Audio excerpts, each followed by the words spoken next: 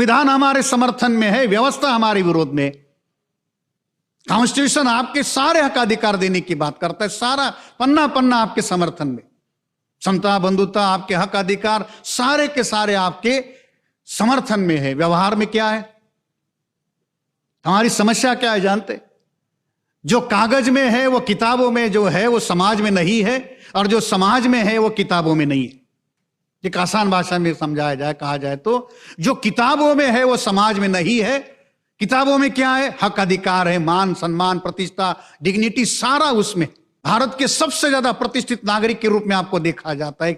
Dignified life देने की guarantee constitution में है। और व्यवहार में क्या होता है?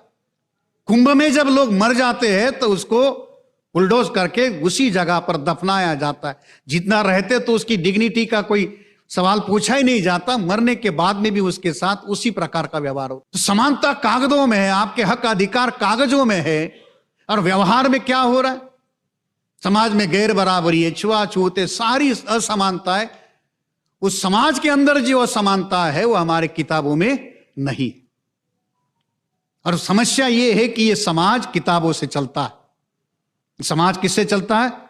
किताबों से चलता है। तो हमें दुरुस्त करना है, हमारी दोहरी जिम्मेदारी। हमारे महापुरुषों के सामने संकट यह था, बड़ी जिम्मेदारी उनके ऊपर थी, समाज को भी दुरुस्त करना है। और जो किताबों के अंदर से जो गैर बराबरी पैदा हुई थी, इन किताबों को भी दुरुस्त करने का काम करना था।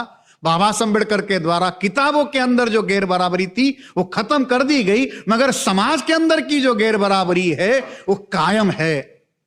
उस गैर बराबरी की वजह से ये व्यवस्था उनके समर्थन में काम करती।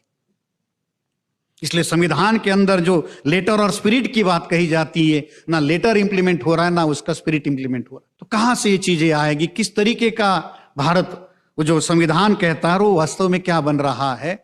इन चीजों को साथियों हम लोगों को जानने समझने की जरूरत है। आज संविधान हमारे समर्थन में है, व्यवस्था हमारे विरोध में।